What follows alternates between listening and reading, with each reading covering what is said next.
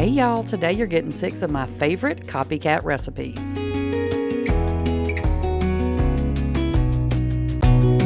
Hey y'all, today we're making Little Caesars pizza puffs. Ooh, if y'all have never had a Little Caesars pizza puff, you are in for a treat with this one, okay? If you like pizza, you're gonna have to make these. And the kids are gonna love them, and they're super, super simple. So, you know, win, win, win all the way around. Okay, so what I decided to do, this is completely optional.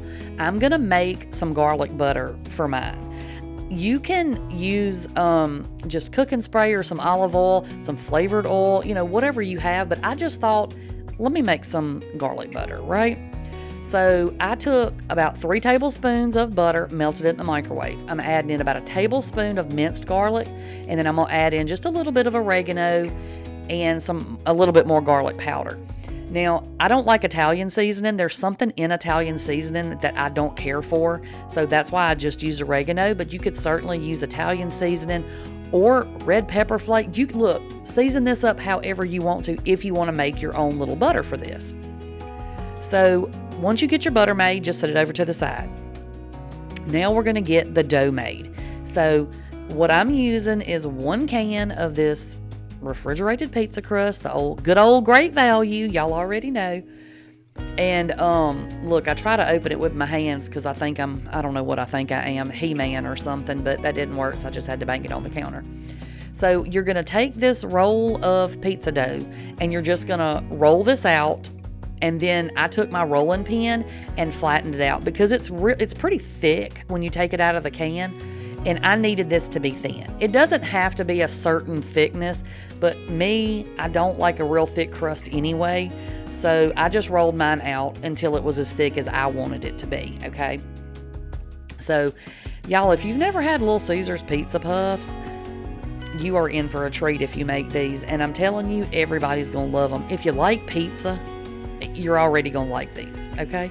They're just something super simple you can throw together in no time at all. Now, if you wanted to make your own pizza dough, you certainly can. But like I said, I just wanted this to be an easy recipe, so I'm using the refrigerated stuff.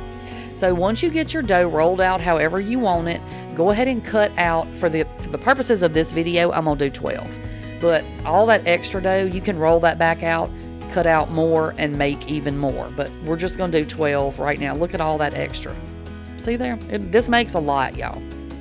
So go ahead, once you get your dough cut out, you're going to go ahead, take that butter you made, or if you don't have that or you don't want to fool with that, use cooking spray, use, like I said, a flavored oil, you know, whatever you want to use. But I'm just taking a little bit of the butter I made up and I'm rubbing that all around the inside of my muffin cups. Make sure you get the sides coated. Make sure you get the bottom coated real good. And then I tried to make sure I had at least a piece or 2 of that minced garlic down in there, because I do love me some garlic now. And especially on pizza, y'all. I mean, you got to have garlic on pizza, right? So once you get your muffin pan all buttered up, you're going to take your little rounds, and I stretched them out just a little bit. And if I didn't say this, y'all, the cookie cutter I used is like a 3.1 inch, I think. So it's a little over 3 inches, just for size reference, if y'all needed to know that. And you don't have to have a cookie cutter or a biscuit cutter. You can cut them out with a cup out of your cabinet if you want to. So you're just going to press those. I'm stretching them out just a little bit just to make them fit a little better. And you don't have to have them all the way up the sides of those cups. I'm just kind of putting them down in there and just making sure they have a little bit, at least a little bit of a lip around them. You see, they're all wonky and uneven. It doesn't matter. It's going to be fine. Okay, once you get your dough down in there, we're going to put these together. Now, I'm going to just layer mine. I'm using, instead of putting sauce down first, I thought extra cheese, why not? So I put cheese down first. And then I'm using some of that Simply 8 spaghetti sauce, because that's what I have in my refrigerator that was already open. So that's what I'm using. You can use pizza sauce, whatever kind of spaghetti sauce, you know, tomato sauce, whatever you want. Then I added in like 3 pepperonis, and I'm gonna top it with more cheese. You can add whatever you want in here. You can add sausage, hamburger, you can add veggies in here. I was just keeping it simple with pepperoni because that, like I said, I wanted this to be a simple recipe, and I just bare minimum put, you know, a little bit of this and a little bit of that in there. You know what I mean? But you can use whatever you want. Once you get everything in your cup, now this is just, again, me preference. I went around and kind of tucked all the cheese in there because I didn't want, you know, we don't want to lose all that cheese. We want to be able to eat the cheese. And I didn't want it to be stuck all over the pan, or, you know what I mean? Like, I wanted it to all be ooey and gooey on my pizza cup. You know what I'm saying? So once I got everything in there that I wanted, I took what I had left of that garlic butter and I just put a little bit right over the top of my cheese just to give it a little bit of extra flavor, okay? A little extra flavor never hurt anybody. All right, once you get them how you want them, you're gonna put these in the microwave, in the oven, 375 degrees Fahrenheit for about 18 to 20 minutes, or until your dough is done and your cheese is as brown as you want it to be, okay? Y'all, these things are so good. And I'm gonna show you in just a second a little bit closer up. I would recommend putting these on a cookie sheet to bake because you see the grease that the cheese created around some of these, the cups of the muffin pan. You don't want that to spill over and end up smoking in your oven. So just sit these on a cookie sheet when you bake them, just in case you have some of that spillover. And y'all, this is what they look like when you pop them out. Oh my gosh, the flavor from that garlic butter and the crispiness of that cheese. And y'all, these are fantastic. You have got to make these. Hey y'all, today we are making Copycat Star Crunch. Okay, so the first thing you're gonna need is a bowl and some chocolate chips, okay? I'm using milk chocolate chips. That's just what I usually keep at my house. I don't like a bitter chocolate, so I don't really do semi-sweet or the dark chocolate unless a recipe specifically calls for it. But I used milk chocolate in this and it turned out just fine. But if you do semi-sweet, that will work also. Then you're going to need some caramel bits or some caramel chips. I'm using the caramel bits because I had these in my pantry already and I wasn't going to go out and buy something that I kind of already had. But you can use the caramel chips also. So either one you can find, whatever's cheaper, use whatever you have. Half a cup, okay? So to this, we're going to add 2 tablespoons of butter. And make sure that your bowl is a medium to larger size because we're going to do everything in the same bowl. And so as we add ingredients, we don't want to end up with our bowl being too little. You know what I'm saying? So drop your 2 tablespoons of butter in there. We're going to put these in the microwave for 30 seconds. I like to do mine 30 seconds no matter what a recipe tells me to do. I do mine for 30 seconds, pull it out, stir it up, kind of see where I'm at, what is starting to melt. You know what I mean? Because you don't want to burn this and make it bitter.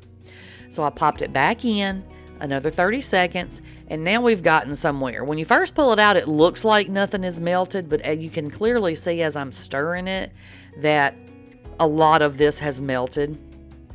And even if it looks like it's not, as you stir it, it will, it won't have the chunks. I don't know what I'm trying to say. It won't be the solid pieces anymore.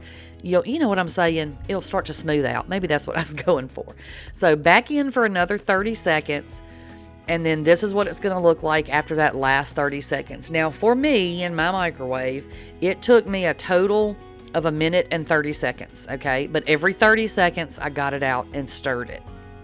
You know, a lot of recipes will tell you, put your microwave on half power and do that. Lord, y'all, I can't do all that. I leave mine on whatever power it's set on, or whatever power the microwave likes, and that's what I use. But like I said, I do 30 seconds at a time, and that way I can, you know, keep a hold on my stuff. And if it looks a little chunky like this, y'all, don't worry about it. We still have to put it back in the microwave one more time. So if you have some little chunks in there, it'll be fine. That we're going to catch them on this last go round, okay? So now we're going to take some mini marshmallows. You need 2 cups. We're going to put them right into the bowl with our chocolate. And do not stir these, okay? We don't want these stirred in. We need these sitting on top. We're going to put these in the microwave for about 45 seconds. Just watch them, and when you see them starting to puff up, pull them out. See what mine look like?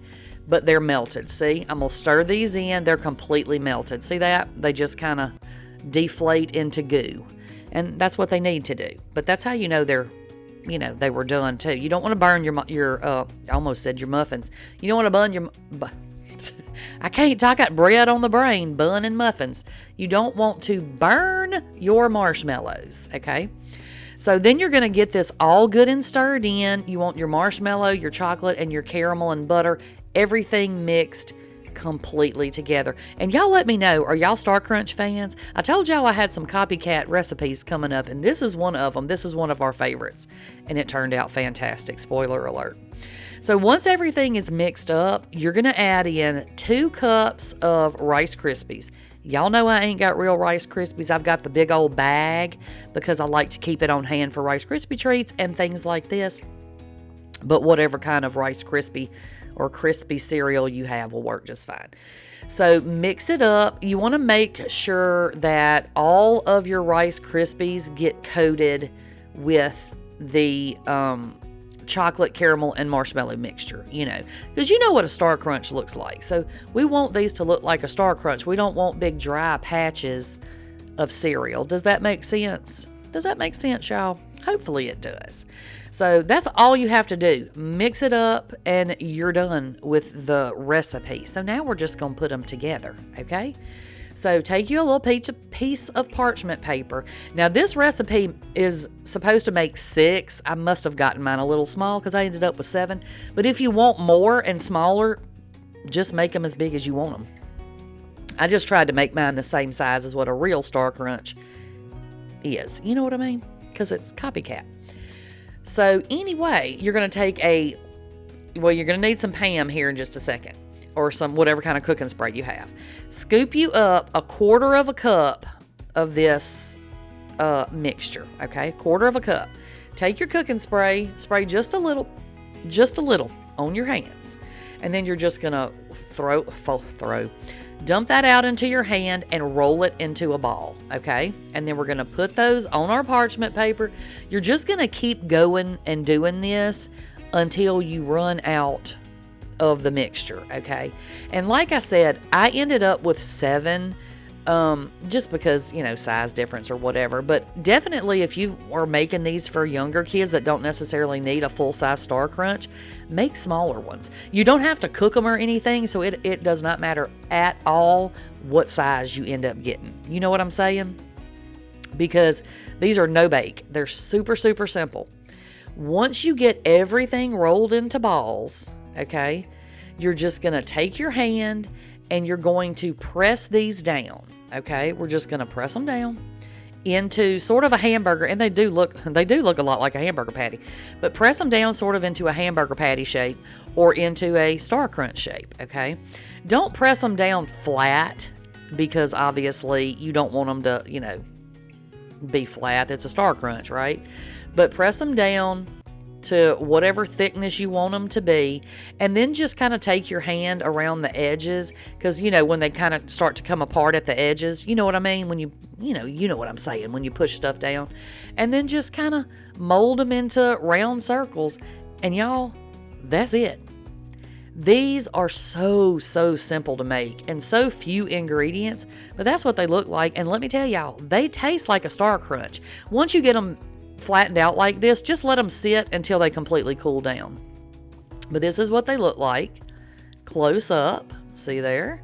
Like an old Star Crunch. And then I'm just going to show you what the middle part looks like. You know how hard a Star Crunch is to pull apart? Well, there you go. There it is. But that's what it looks like on the inside.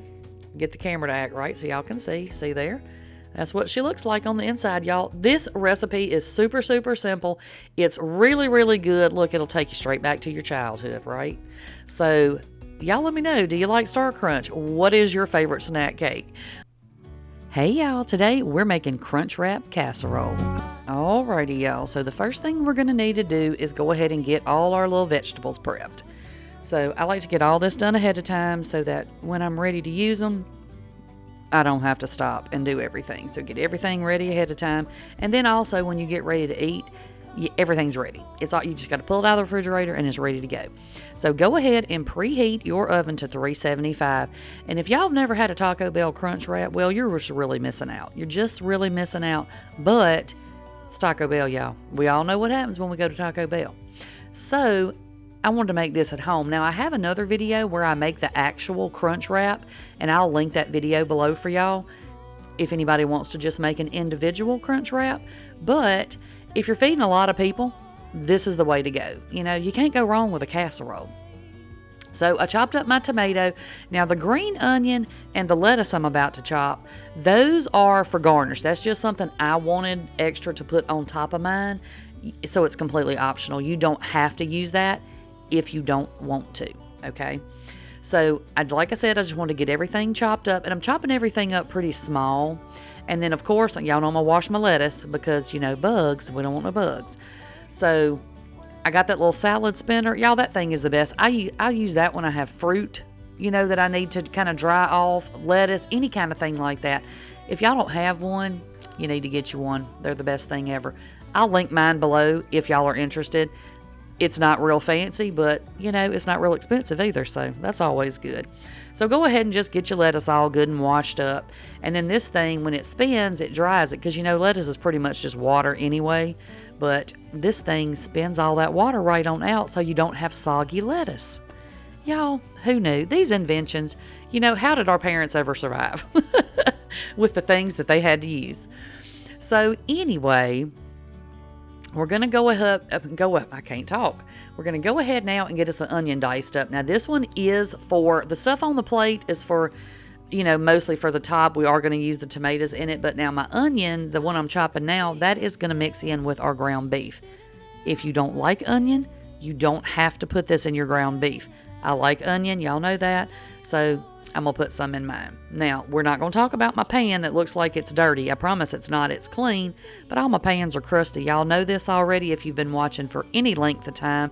I'm just waiting for some fancy pan company to come along and sponsor me so I can get some fancy new pans. So anyway, y'all, on a serious note, put a little bit of olive oil in your pan, or whatever kind of oil you got. Put about a tablespoon or so in there, and then we're going to just throw our chopped onion over in there, and then we're going to add our ground beef.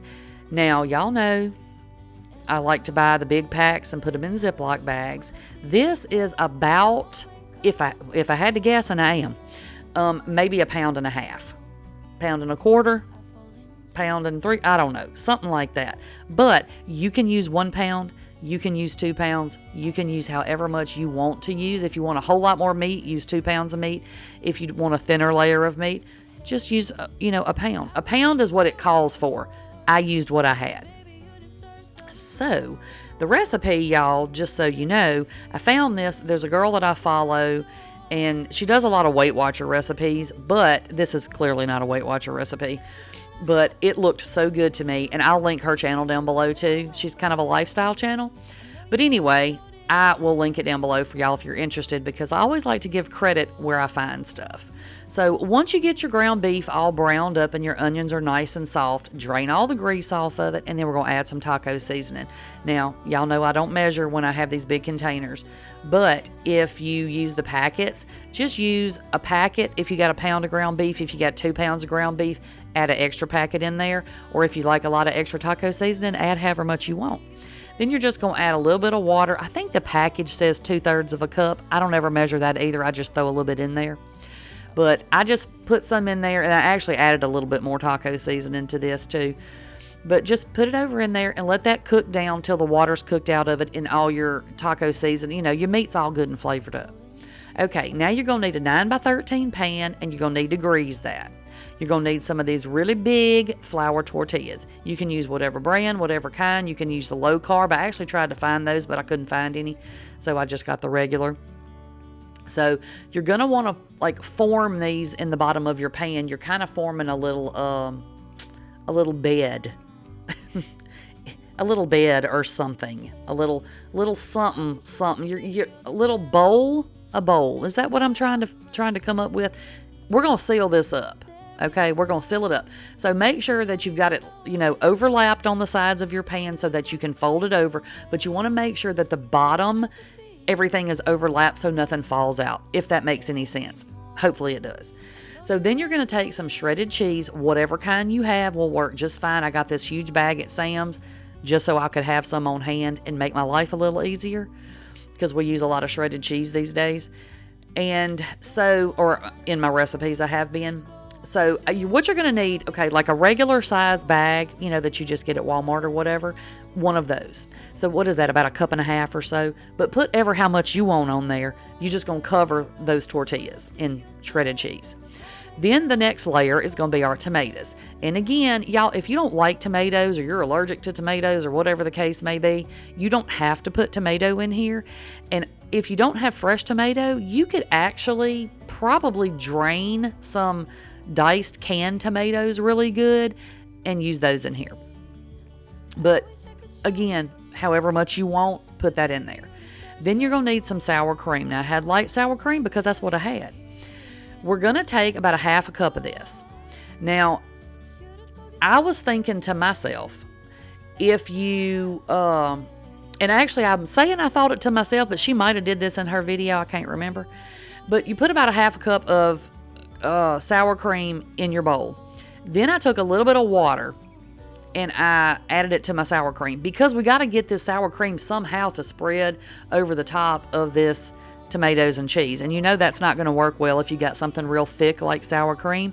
You could also use Greek yogurt for this, y'all, if you wanted to. If you're trying to be a little more health conscious or whatever the case is, you could use that if you wanted to.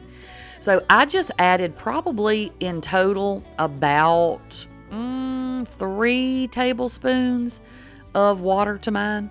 And I didn't want it super thin because I didn't want my tortillas to be wet underneath, but I wanted it thin enough that I could kind of drizzle it over the top of my cheese and tomatoes, just to make my life a little easier. Again, it's all about making your life a little easier, y'all. Why make cooking complicated? I mean, we have some complicated recipes because they just have to be that way.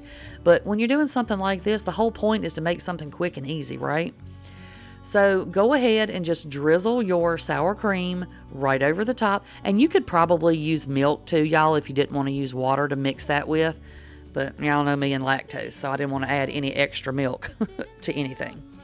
So go ahead and just drizzle it over, again, however much you want. You can use a whole solid layer of it if you want. I just kind of thought it would be good to just kind of drizzle it on there. Okay, now we're going to need some of these tostadas.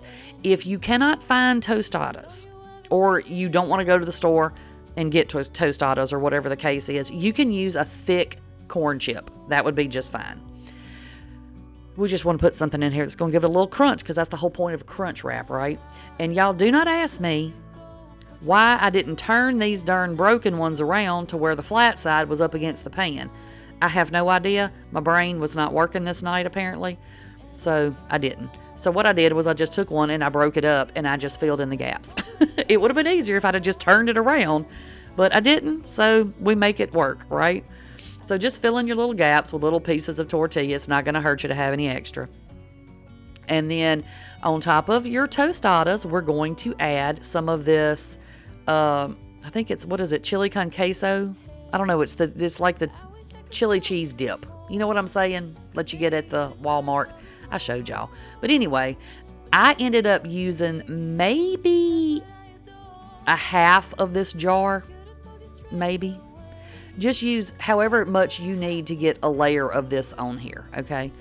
It's not an exact anything. Just get you a jar and you'll have plenty. And just use, like I said, as thick of a layer as you want it to be. That's what you put on here. And just spread it out the best you can. You see my poor little pieces of chips. I had to kind of finagle them around, but that's okay. We make it work, right? We make it work. Now, I will say, when you bake this, the tostadas kind of soak up all this stuff, so they're not super crunchy. So if you want a little extra crunch, add an extra layer of those tostadas. I would maybe add it between the cheese and the meat, if you want to. Totally optional. It was fantastic without it, but I'm just saying, if you wanted a little extra crunch, you could add an extra layer. All right, so now we're just adding our meat. right on top of our cheese. And we're going to add, like I said, this is the layer, you know, your meat layer clearly. I mean, it's kind of obvious, right? But that's why I was saying if you wanted to use more meat, you could make this layer a little thicker if you wanted to. But you can see that this, you know, little over a pound, pound and a half that I had was plenty to spread out. You just want to get a good layer of your meat because you don't want to have, you know, with all the stuff you're layering on here, you don't want to cut a piece that doesn't have something in it. You want to make sure that every piece you cut has a little of everything that you layered into your casserole, right? Like with any good casserole. Okay, so then I decided I would add a tiny bit more shredded cheese because number one, you can't have too much cheese. And number two, I was thinking to myself, as this baked, it would kind of, as the cheese melted, it would kind of seal the tortillas down to the meat a little bit better. Okay, so now you're going to take a fifth flour tortilla. So you pretty much need 5 of the flour tortillas and 5 tostadas if that's what you're using.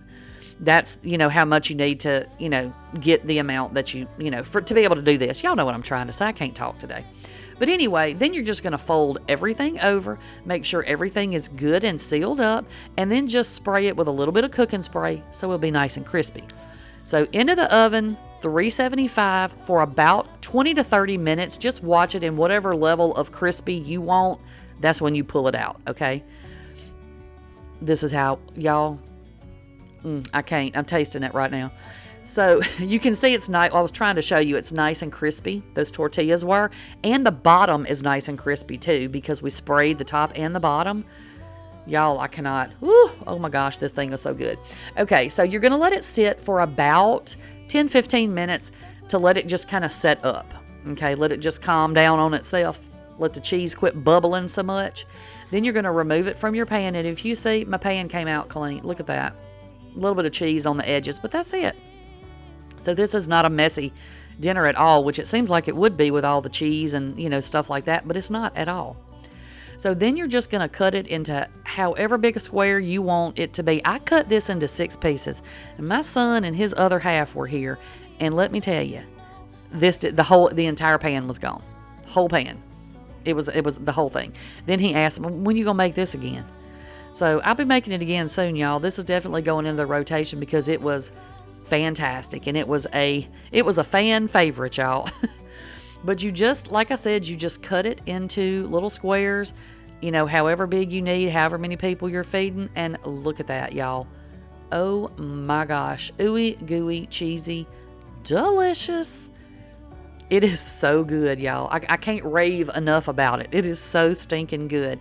And then I just put a little lettuce, a little bit more tomato, and those green onions right on top of mine. So when I took a bite, I would have a little bite of all that too. Oh my gosh. Okay, y'all got to try this. Hey y'all, today we're making homemade oatmeal cream pies. I'm so excited about this one.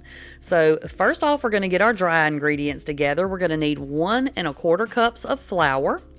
And then you're going to need 2/3 of a cup of quick oats. And I don't know if there's a difference with the regular oats and the quick oats, but it said quick oats. And you know me, I'm not a rule breaker.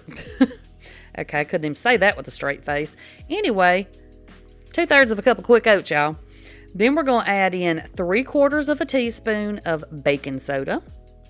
And then 3/4 of a teaspoon of cinnamon. And we're going to get this good and mixed up, and then we're going to set it to the side and get our wet ingredients together. Now, I'm excited about this, y'all. My grandbabies have all requested a certain kind of snack cake that they want me to try to recreate at home. So, challenge accepted, y'all. We're going to be making a few of these. So, in the coming weeks, y'all, be ready to find some more little Debbie things we've got going on here. And, y'all, I'd like to take a moment of silence, please. Everybody, meet Margot. This is Margot the mixer. I finally did it, y'all. I broke down and I bought me a mixer. I bought me a stand mixer, y'all. I know y'all got to be as excited as me that I'm not going to be flinging flour all over the kitchen. I'm so excited. Ain't she pretty, y'all? But anyway, let me stop talking about Margot. We're going to see if she can earn her keep around here. This is her maiden voyage, y'all. This is the first time I've used her, so we're going to see what she does. So we're going to start out by adding 1 stick of softened butter right to our bowl. And look at Margot go. Honey, she is working that butter. Okay, Margot, I see you. So we're going to go ahead and we're going to let Margot do her thing. Get that butter all nice and creamed up. You know how the fancy people say, stop it and scrape your bowl down every now and then. So I did. Then we're going to start adding our other stuff in here. We're going to slow it down so we don't sling stuff. And we're going to add about 1/4 cup of white sugar. And then we're going to add 3/4 cup of packed dark brown sugar. I'm sure light would probably be fine, but it said dark brown, so that's what I did. So we're going to let that mix around in there. And then we're going to add in 1 tablespoon of molasses. Now, I'm going to have to find some more recipes that call for molasses, y'all, because she was a little pricey. But you know what? I do whatever for the grandbabies. So molasses it is, honey. So put your molasses in and let that mix around. And then we're going to add in 1/2 teaspoon of salt. And then we're going to go ahead and add in 1 room temperature egg. And then we're going to add in 2 teaspoons of vanilla. And we're going to let Margot do her thing until everything is nice and combined, okay? Once everything is mixed really well, we're going to start adding in our dry ingredients. Now turn your mixer on low and just let it slowly incorporate those dry ingredients. Now I sped it up. It ain't going that fast, y'all. Calm down. So you're just going to add these a little at a time until you get everything good and incorporated. Now we're not going to mix this to death, okay? We're going to scrape it down, get it out of the paddle there, and we're going to make sure all the dry stuff gets in there and mostly gets incorporated. And then we're going to set Margot to the side for a little bit. She's going to make a reappearance, y'all, don't worry. But we're going to go ahead and just see that flour that I'm knocking off the paddle there. That's okay, because we're going to just mix it in by hand, and that way your cookie isn't over mixed, okay? So do the best you can with getting everything, off your paddle there and kind of mixed in out of your, off the sides of your bowl and everything. Look at there, y'all. I felt so doggone fancy using this mixer. Y'all know y'all gonna be seeing Margot a lot, because I'm gonna just find recipes that I have to use a mixer for. So anyway, go ahead and just mix it up. See, you're just going to mix it by hand. It's going to be thick, like a thick dough, but your flour should mix in pretty good. And you may have a little bit of crumbly here and there, but that's okay. We're not going to worry about that. It's going to be okay. And I think I forgot to tell y'all, but preheat your oven to 350, okay? Once you get your cookies all good and mixed up, we're going to go ahead and take our, I don't know if it's a 1 inch or a 2 inch, y'all, because, measurement, can't do it. But I think it's about a tablespoon. And we're just going to scoop those out. And I'm using this because we're going to make these, there's going to be a sandwich cookie. So you want your cookies to be roughly the same size. So make sure you don't put them too close, because they're going to spread out some. And you don't want them, you don't want to mess your cookies up. We want to make these pretty. So go ahead and get your cookies on there. And we're going to bake those for about 10 minutes. This is what they look like when they come out. They're going to be real puffy, but once they cool, they're going to flatten out just like this right here. And that's what we want them to do, okay? See how flat that went? Okay, so while your cookies are all cooling, and it took me 3 pans to get all those cookies done, okay? So while they're all cooling, not cooking, y'all, they already cooked. While they're cooling, we're going to go ahead and get our cream made. So bring Margot back out. 1 stick of softened butter, and then slow that mixer down. Y'all saw I almost did it. Slow it down. And then we're going to add in our powdered sugar. You're going to need 2 cups of powdered sugar total. So just add a little bit in at a time. Then we're going to add in 1 teaspoon of vanilla. And then we're going to add in 2 to 3 tablespoons of heavy whipping cream. Now start out with 2 tablespoons and see where that gets you, because it doesn't take much liquid to make, this powdered sugar thin out, whatever I'm trying to say. So you don't want to make it too thin, because we want it kind of thick to sit in our cookie, right? We don't want it to run out of the cookie. So once you get the consistency where you need it to be, And you may have to stop and scrape it down, a couple of times, scrape your bowl down a couple times. But once you get it where you want it, then we about to put these little cookies together, y'all. So we're going to look at those cookies. Look how good they look, y'all. And I'm going to tell you, they are chewy. Oh, those cookies were good just right by themselves. But you want to make sure that you match up 2 cookies that look pretty much the same size. Now, they should be if you measured them out, with a little cookie scoop. But just in case, some of them get a little oblong and a little this or that, whatever. So just, try to match them up the best you can. So you're going to put just a little scoop, and you don't need a whole lot, y'all, because this stuff is sweet. And then just put your other cookie on top and just press it down. Y'all, look at that. It's an oatmeal cream pie. It is a darn oatmeal cream pie, y'all. I was so impressed with myself. But let me tell you, they're very sweet. The filling is very sweet. But I found out that if you let them sit overnight and you eat them the next day, the filling is not as sweet anymore. And the cookies, even days later, those cookies were still super, super soft and chewy, y'all. You have got to try this recipe. It is so good. Hey, y'all. Today, we're going to be making Copycat Arby's roast beef sandwiches. So everybody has their own guilty pleasure when it comes to fast food. Well, Arby's roast beef is mine. So when I found this recipe, I had to make it. And of course, I had to share it with y'all. So what you're going to need to do is take a can of beef broth, or if you have bouillon, mix your bouillon with water, the equivalent of about a can, okay? Because we really just need enough that we're going to heat our roast beef up in. Now, if you're making this in huge batches, you're going to want to use more beef broth. And you're going to need some roast beef. Now, the roast beef I used, came from Sam's because I was already in Sam's and I was not going to make an extra trip. But it was already seasoned. So make sure that you like the flavor of the roast beef. If you get roast beef that's already seasoned, just keep in mind that it's going to take on the flavor of whatever it's seasoned with, right? Obviously. So just make sure that you like that. Otherwise, just go to your grocery store and go to the deli section and have them slice you really thin, just some plain roast beef, right? So you're going to put this in one piece at a time. That way you make sure everything gets good and coated. And just add in as much as you're using. I was feeding 3 people. So I had enough for 3 sandwiches. So you're just going to put that in your beef broth. Make sure everything is good and coated. And we're going to let that, come back to a boil. And then I cut it down on a simmer, put the lid on it, and just let it hang out on the stove.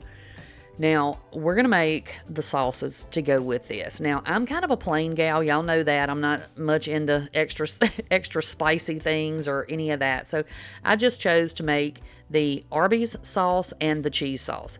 Now, you don't have to do any of the sauce if you don't like the sauces. Or if you just like one or the other. But I wanted to make sure that y'all had the options to add, whatever you would be able to get at Arby's, or at least some of it. So for the Arby's sauce, we're going to add a half of a cup of ketchup. Whatever kind of ketchup you have will work fine. Doesn't matter the brand. It doesn't matter if it's low sugar or low salt or whatever. Whatever kind of ketchup is fine. Then you're going to add in 2 tablespoons of packed brown sugar. Essentially what we're making, y'all, in my opinion, is like a barbecue sauce. It tastes like sort of a sweet barbecue sauce to me. Now, I don't know if that's what it is supposed to taste like, but it's delicious. You know what I'm saying? So then we're going to add in a tablespoon of apple cider vinegar. And then we're going to add in 1 tablespoon of Worcestershire sauce, or Worcestershire, or Worcestershire, or whatever you call it. Whatever it is, put a tablespoon of it right in your bowl, honey. Then we're going to add in a half a teaspoon of onion powder and a half a teaspoon of garlic powder. Then we're just going to mix this up really, really good. And then we're just going to set it over to the side until we're ready to put our sandwiches together. Now, like I said, in my opinion, this tastes like a really good barbecue sauce to me. So you really could triple, quadruple, whatever this recipe and make you some good old homemade barbecue sauce, in my humble opinion. You know what I'm saying? So once we get that sauce made, set it over to the side because we need to work on our cheese sauce. So for your cheese sauce, you're going to need to put a tablespoon of butter in a pan, and we're going to let that get good and melted because guess what we're going to make? A roux, of course, because what good cheese sauce doesn't start with a roux. You know what I'm saying?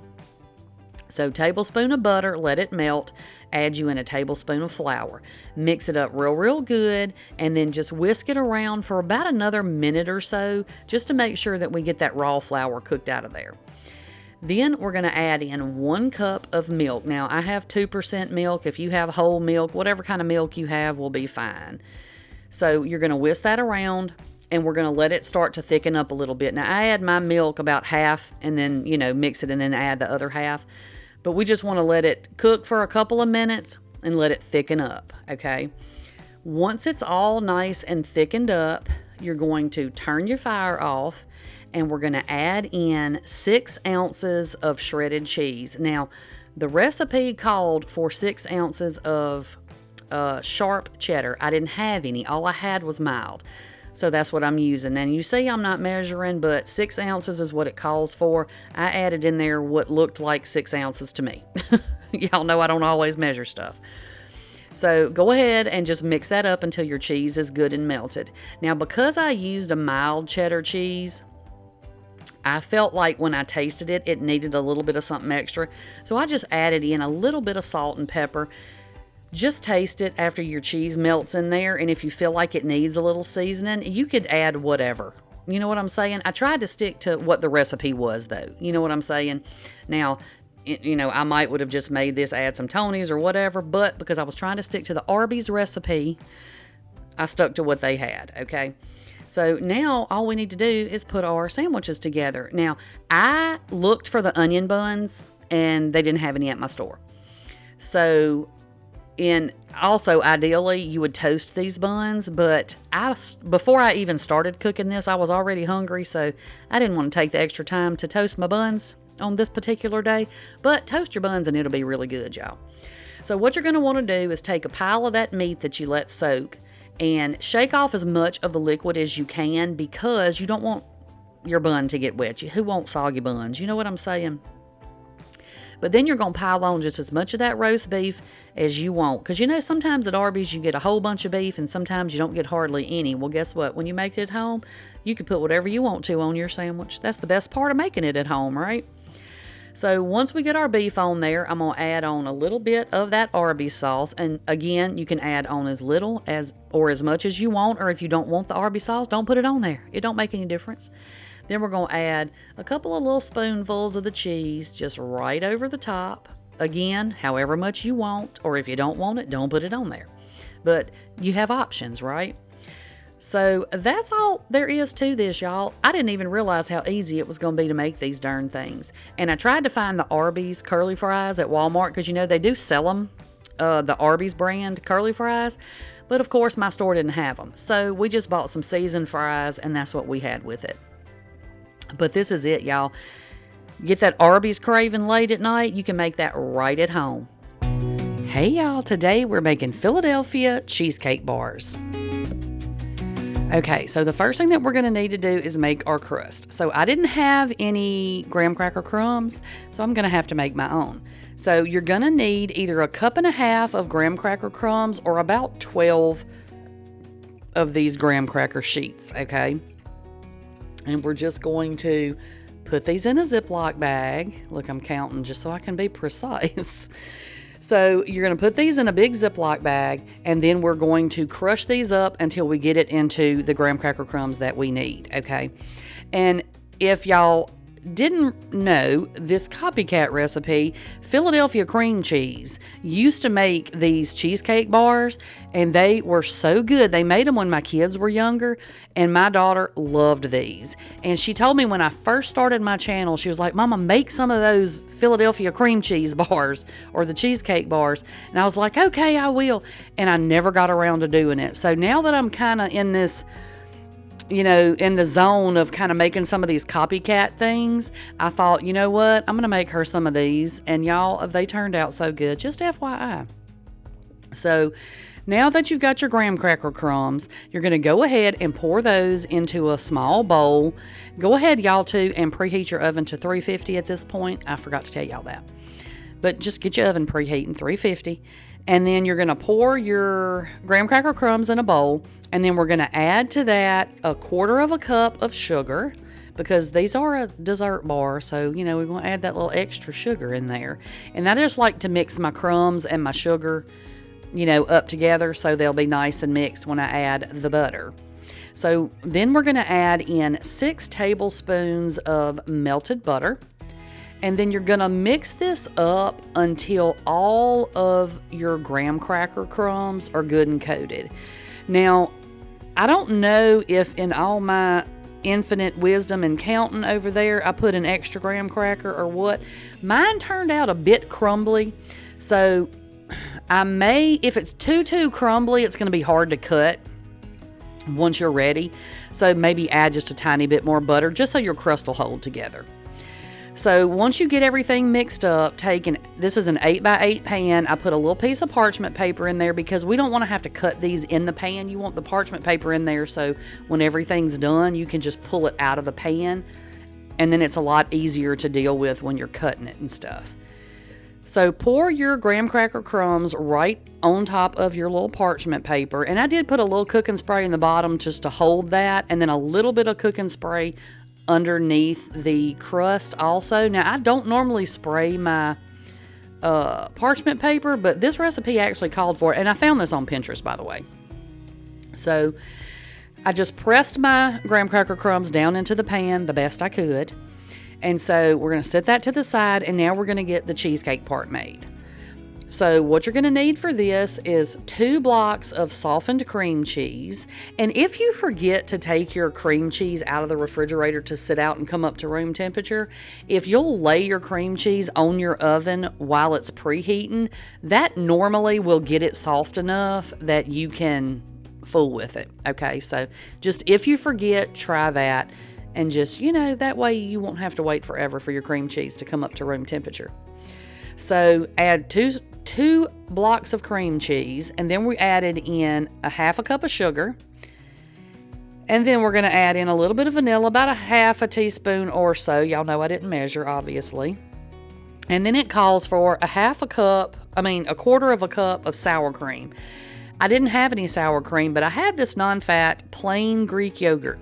If you need sour cream in a recipe and you don't have it, you can substitute Greek yogurt. It's also a tiny bit healthier. Not that it's going to matter with all the cream cheese and the sugar we're adding into this one, but, you know, on a normal day, it might make a difference that you added Greek yogurt. I don't know. Maybe it made me feel a little healthier.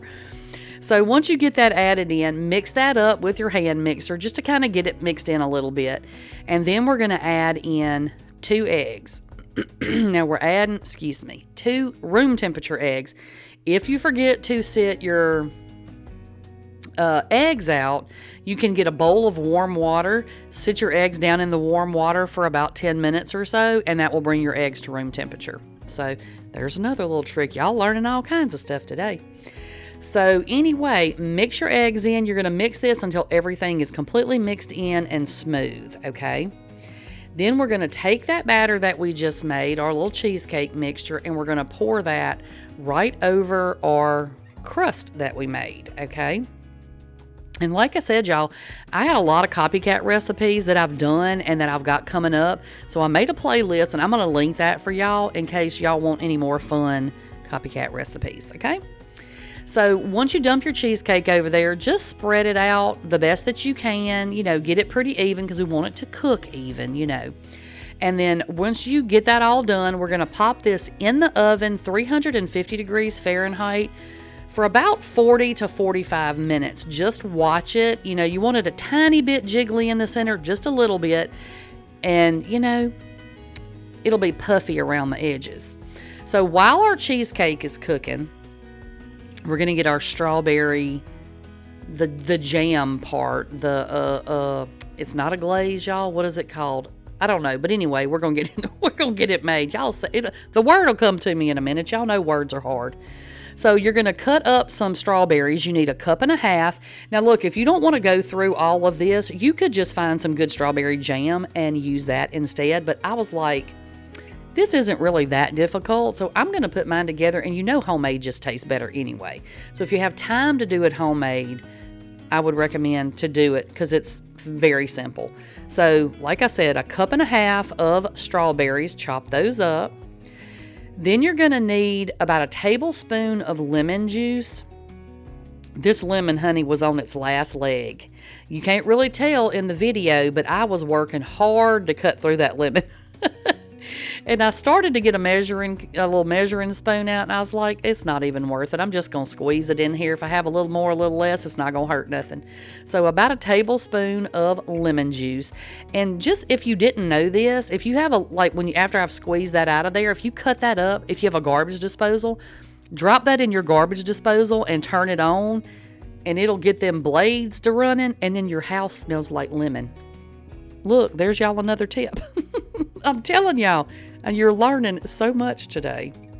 So once you get your strawberries and your lemon juice in there, add in 5 tablespoons of just regular old sugar, okay? Because we got to make it sweet. We're sort of making like a jam. We're making sort of a jam, on a very small scale. So 5 tablespoons of sugar. Then we're going to add in 3 tablespoons of water. And then the last thing that we're going to add in here is 2 teaspoons of cornstarch, okay? Because we don't want this to be like soupy. We want it to be sort of thick. So we're going to put the cornstarch in there to help thicken the liquid up as it cooks down, okay? So once you get all that added in there, we're going to put that on the stove. We're going to bring that to a boil. Mix it up good. Bring it to a boil. Once it starts to boil, cut it down to a simmer. Let it simmer for about 10 to 15 minutes until that sauce in the liquidy part thickens up, okay? You need to make sure that you're stirring it pretty often also because you don't want it to stick because it is like syrupy, okay? It's going to get kind of syrupy. So this is what it's going to look like when it's done. Your strawberries are soft. It's a real bright red color. And yeah, see there how it's thickened up? So we're going to pour that into a bowl, and then we're going to put this, let it cool down to room temperature. And then I covered it up and stuck it in my refrigerator overnight. I made the cake and the strawberry stuff the day before or the night before. And then I just put it all together the next day. Okay. So, because everything needs to be cool. So I just thought that would be easier. So there it is. We're going to let it cool to room temperature and then put it in the refrigerator overnight. Or if you don't have overnight, just stick it in there until it's cold. Okay, this is our cheesecake. When it comes out, we're going to let that cool to room temperature, put it in the refrigerator overnight or for 4 to 5 hours. So the next day I got up. I don't know where the footage is, but I cut my cheesecake into squares, and then you're going to take a little spoon and you're just going to very carefully, because your cheesecake is going to try to come apart there at the edges. So just be real careful, and you're going to it may be hard for y'all to see, I don't know, but you're making like a little trench, a little ditch, a little ditch in your cheesecake, because we got to have somewhere to put that yummy jam we made. Now see how thick it is after it's sat and it's gotten cold? Y'all, put this stuff on some toast. It is good, you hear me? But you're going to put that down in your little trench that you dug. Look, I'm trying to keep neat. Now, if you don't want to dig out the little trench and stuff, you don't have to do that. You can just spread it over the top if you want to. So once that is done, the final step for these, you're going to take some white chocolate chips, and I didn't measure these, just, I don't know, maybe 1/4 cup. Pop those in the microwave 30 seconds at a time until your chips are melted, okay? And then this is what we're going to put just to sort of drizzle it over the top of these. Like I said, they used to make these. I don't know why they discontinued these, because these were delicious. Okay, like when you could go to the store and just buy that. I think it came like in a pack of 4 or something. But like I said, that was my daughter's, that was her favorite snack. She loved these things. And then you can't find them no more. But now y'all know how to make them. Now you know how. See, you're welcome. I'm doing y'all a favor. So we're going to take this little cheap Ziploc bag, and y'all know what the conundrum I had with Ziploc bags if you've been following my channel. When I try to use them as a piping bag, they have a lot of the new Ziploc bags now have that kind of square bottom on it, so they'll stand up. and that just messes up my cheap piping bags, y'all. So I went to the dollar store and found me a cheap bag, a box of sandwich bags. So you're going to put your white chocolate in there, and you're going to snip the end off. You need to work kind of fast with this because your chocolate's going to try to set up pretty quick, but don't burn yourself. So you're just going to drizzle that, just a thin little drizzle, right over the top of your cheesecake bar. And that's it, y'all. Look how good these look. Is that not delicious looking? They were real good too. So if y'all have never had these or you never made them, you got to give them a try because they are delicious. Okay, that's all I've got for y'all today, and I'll catch y'all on the next one. Bye, y'all.